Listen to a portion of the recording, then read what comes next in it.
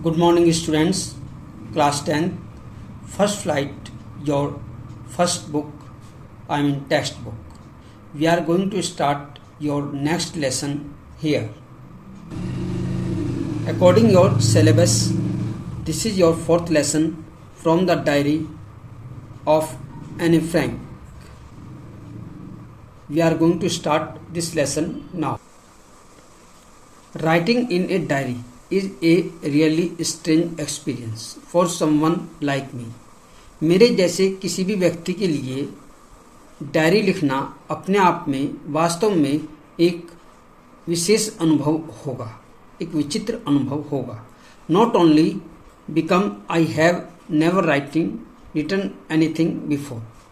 मैंने पहले कभी किसी प्रकार की डायरी जैसी चीज को नहीं लिखा, but also because it seems to me that later on neither I nor anyone else will be interested in the musing of a 13 years old school girl. प्रश्न ये है, यहाँ पर मुख्य रूप से मैंने डायरी तो कभी लिखी नहीं, लेकिन अगर मैंने डायरी लिख भी थी तो कौन व्यक्ति होगा जो 13 साल की एक स्कूली लड़की के बारे में जानने का प्रयास करेगा. अर्थात एक ऐसी लड़की जो स्कूल में पढ़ती है और उसकी आयु 13 वर्ष है, उसकी डायरी पढ़ना कौन पसंद करेगा? यह एक अपने आप में प्रश्न था. Oh well, it doesn't matter. बात यह नहीं है. I feel like writing and I have an even greater need to get all kinds of things of my test. यहाँ पर आगे बात आती है. बात यह है कि मेरा मन लिखने को कर रहा है. अब मुझे लिखना ही है और इसमें मुझे अपनी उन सब आवश्यक बातों को लिखना है जो मेरे लिए विशेष है, और ऐसा करके मैं अपने दिल का बोझ हल्का करना चाहती हूँ. तो यहाँ पर जो दिया है, to get all kinds of things of my chest. मेरे हृदय पर जो बोझ है, मेरे मन में जो भारीपन आया हुआ है, उसे लिखकर मैं अपने बोझ को हल्का करना चाहती हूँ. जिस तरह से हम अपने मित्र को अपने मन की बात कहकर अपना मन हल्का कर लेते हैं, उसी तरह से यहाँ पर ये लड़की कह रही है कि मैं अपने मन की बात अपनी डायरी में लिखकर अपने मन के बोझ को हल्का करना चाहती हूँ. Paper has more patience than people. कहा जाता है कि पेपर में एक किसी भी व्यक्ति से अधिक धैर्य होता है. I thought of this saying no one of those days when I was feeling a little depressed and was sitting at home with my chin in my hands. मेरा ऐसा विचार था. दिस सेइंग, इस बात को कहने का, अर्थात मेरा इस बात को कहने का जो अभिप्राय है वो यह है कि उन दिनों जब मैं ये महसूस कर रही थी कि मैं थोड़ा दुखी भी थी और अपने घर में अपने हाथ पर अपनी ठोड़ी को रखे हुए बैठे सोच रही थी. बोर होने का मतलब है किसी भी काम में मन न लगना. उन दिनों मेरा मन भी किसी काम में नहीं लग रहा था. And listless wondering whether to stay in or go out. और कोई परिचित भी मेरे साथ नहीं था. अब प्रश्न ये था कि मैं घर में रहूं या बाहर जाऊं. मैं इतना व्यथित हो गई थी घर में रहते हुए, मेरा मन घर में नहीं लग रहा था. I finally stayed where I was boring. अंत में मैंने निश्चय किया कि मैं उसी स्थान पर रहूंगी जहाँ पर मैं हूँ. Yes, paper does have more patience. हाँ, कागज में अपूर्व धैर्य होता है. And since I am not planning to let anyone. और क्योंकि मैं ऐसी कोई योजना नहीं बना रही थी किसी के साथ. Else read this stiff backed notebook grandly refer to as a diary. कि मैं इस डायरी में ऐसा कुछ नहीं लिखूंगी जो किसी को संदर्भित करते हुए लिखा जाए. अर्थात इसमें केवल मेरी सच्चाई होगी, मेरा अपनापन होगा, जैसा हम अपनापन अपने मित्र में समझते हैं और उसके सामने अपनी बातों को रख देते हैं. Unless I should ever find a real friend it probably would not make a bit of difference. और जब तक ये बातें उसमें संजोई जा सकेंगी, अर्थात उसमें लिखी जा सकेंगी, जब तक कि मुझे कोई उपयुक्त मित्र नहीं मिल जाता और उसको मैं वह डायरी सौंप नहीं देती. अर्थात इस लड़की का मन था मैं इस डायरी में अपनी बातें तब तक लिखूंगी जब तक मुझे कोई उपयुक्त मित्र नहीं मिल जाता, और उस मित्र के मिलने पर मैं ये डायरी उसे सौंप दूंगी। इससे मेरा मन हल्का हो जाएगा। अर्थात मुझे अपनी उन सब बातों को बताने के लिए जो मित्र चाहिए उसके स्थान पर इस डायरी का सहारा लेना होगा।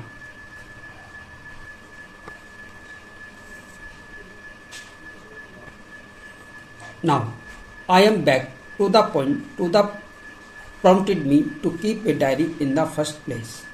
अब मैं उस बिंदु पर आना चाहती हूँ जिसने मुझे प्रेरणा दी कि एक डायरी लिखी जाए।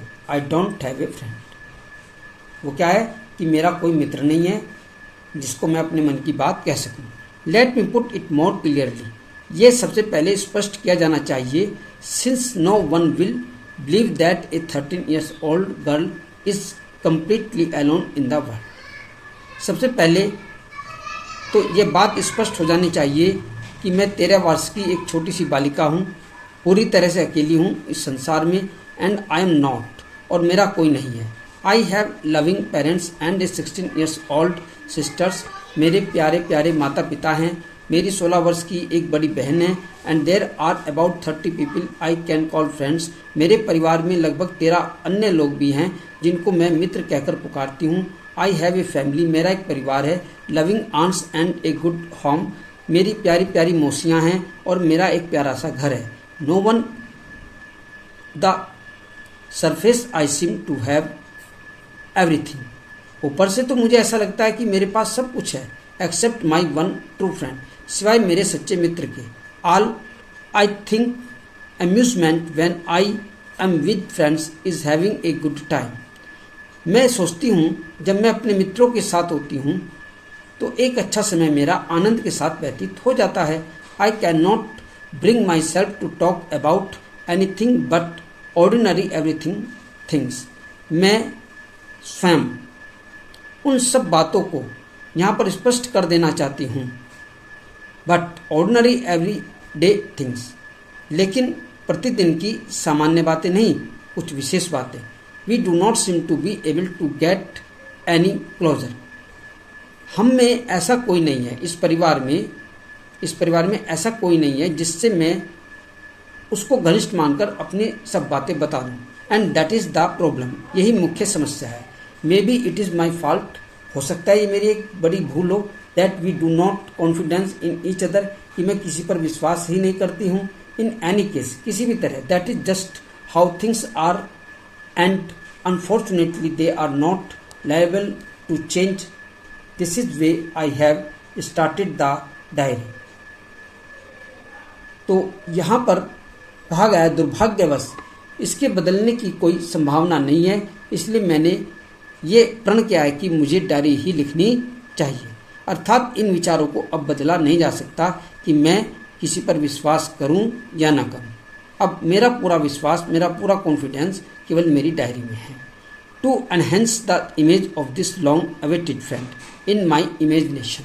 अपने जिस मित्र की मुझे काफ़ी समय से प्रतीक्षा थी, अपनी कल्पना उसकी इज्जत बढ़ाने के लिए मैं इस डायरी में अपनी बातों को उस तरह से नहीं लिखना चाहती जैसे अधिकतर लोग लिखते हैं। I don't want to jot down the facts in this diary. मैं अपनी बातों को उसमें इस तरह नहीं लिखना चाहती the way most people would do, जिस तरह से अन्य लोग लिखते हैं। I want the diary to be my friend. मैं अपनी डायरी को मित्र के रूप में चाहती हूँ। And I am going to call the friend Kitty. और आगे चलकर मैं इसे मित्र के रूप में किटी कहकर पुकारूंगी। Since no one would understand a word of my stories to Kitty if I were to plunge right in, I would better provide brief sketch of my life much as I dislike doing so. यहाँ पर ये लड़की बता रही है क्योंकि जो कोई भी व्यक्ति किटी को बताई बातों का एक शब्द भी नहीं समझा पाएगा यदि मैं इन्हें लिखना शुरू कर दूं। अर्थात मैं किसी को ये सारी बातें बता दूं, ये संभव नहीं है। मुझे तो अपने मन की उन सब बातों को इस डायरी में लिखना ही होगा, ताकि आगे चलकर जो भी व्यक्ति इस डायरी को पढ़े वह मेरी भावनाओं को समझ सके। I would better provide brief sketch of my life much as I dislike alone so। तो यहाँ कहा, हालांकि ऐसा करना मुझे अच्छा नहीं लगता, फिर भी मैं यहाँ पर अपना एक संक्षिप्त परिचय देना चाहती हूँ। Brief sketch of my life, तो वह यहाँ पर अपने बारे में बताना चाहती है। क्या? My father the most adorable father, मेरे पिता मेरे लिए सबसे प्रिय पिता हैं। I have ever seen, did not marry my mother, मेरे पिताजी उस समय 36 केवल 36 वर्ष के थे। And she was 25 my sister, और मेरी मदर 25 वर्ष की थी। अर्थात ये लड़की अपने पिता को सबसे अधिक प्रेम करती है, और यह बता रही है कि जब मेरे पिता ने विवाह किया तो उनकी आयु 36 थी और माता की 25 थी। My sister Margot was born in Frankfurt, जो मेरी बहन है मार्गोट, उसका जन्म फ्रैंकफर्ट में हुआ था। इन जर्मन में, ये जर्मन में स्थान है। इन 1926 1926 को, यानी कि 1926 को जर्मन के फ्रैंकफर्ट नामक स्थान पर मेरी बड़ी बहन मार्गोट का जन्म हुआ। I was born on 12 June 1929। I lived in Frankfurt until I was 4, और मेरा जन्म 12 जून 1929 को फ्रैंकफर्ट में हुआ, और मैं फ्रैंकफर्ट में 4 वर्षों तक रही। माई फादर एमिग्रेटेड टू हॉलैंड इन 1933, मेरे पिता 1933 में हॉलैंड चले गए। My mother Edith Hollander Frank went with him, और मेरी माता एडिथ हॉलैंडर फ्रैंक भी उन्हीं के साथ हॉलैंड चली गई सितंबर में। हॉलैंड इन सितंबर में वे हॉलैंड चली गई। While Margot and I were sent to Aachen to stay with our grandmother, मुझे और मार्गोट को एचिन भेज दिया गया मेरी दादी के पास रहने के लिए। Margot went to Holland in December and I followed in February. उसके बाद मार्गोट भी दिसंबर में हॉलैंड चली जाती है, एंड आई फॉलोड इन फरवरी, और उसके बाद उनके पीछे पीछे फरवरी में मैं भी हॉलैंड चली गई।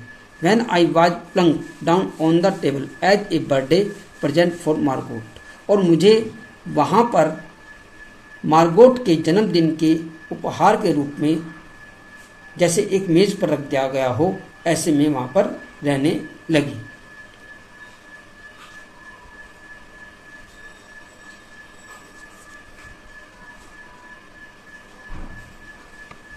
I started right away at the Montessori nursery school, मुझे प्रारंभ में एक मोंटेसरी स्कूल में नर्सरी स्कूल में पढ़ने के लिए भेजा गया। I stayed there until I was 6, मैं वहाँ पर तब तक रही जब तक मैं 6 वर्ष की नहीं हो गई। एट विच टाइम, इसी समय I started in the first form, मैंने अपनी पहली कक्षा प्रारंभ की। In the 6th form my teacher was Mrs Kuperus, और जब मैं कक्षा 6 में आ गई तो मेरी टीचर मिसिज कूपर्स हो गई। द हेड मिस्ट्रेस, वह मुख्य अध्यापिका भी थी। At the end of the year we were both in tears as we said a heartbreaking farewell, और अंत में जब हम दोनों एक दूसरे से विदा हुए तो एक हृदय विदारक विदाई के कारण हमारे नेत्र आंसुओं से भरे हुए थे। In the summer 1941 grandma fell ill and had to have an operation. 1941 की गर्मियों में दादी माँ बीमार पड़ गई, उन्हें ऑपरेशन के लिए भेजा गया। So my birthday passed with little celebration, इस तरह से मेरा जन्मदिन भी एक औपचारिक कार्यक्रम के साथ समाप्त हो गया।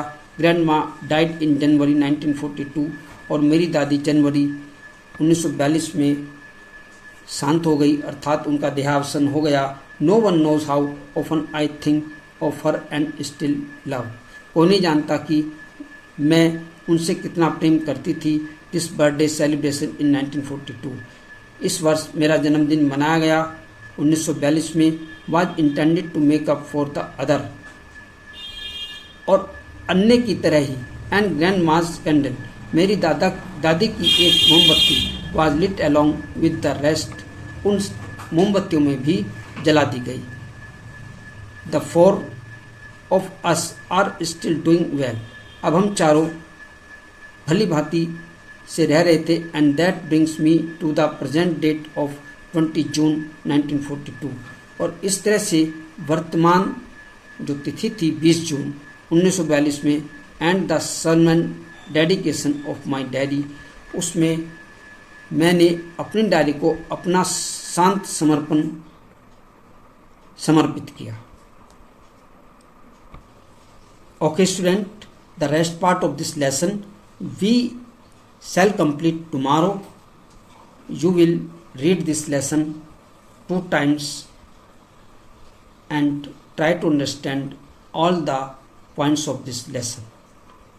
These points will be helpful in your exam. This chapter is very important for the board examination. So I hope that you will do your best efforts to learn this lesson. Okay. Have a nice day. Thank you very much.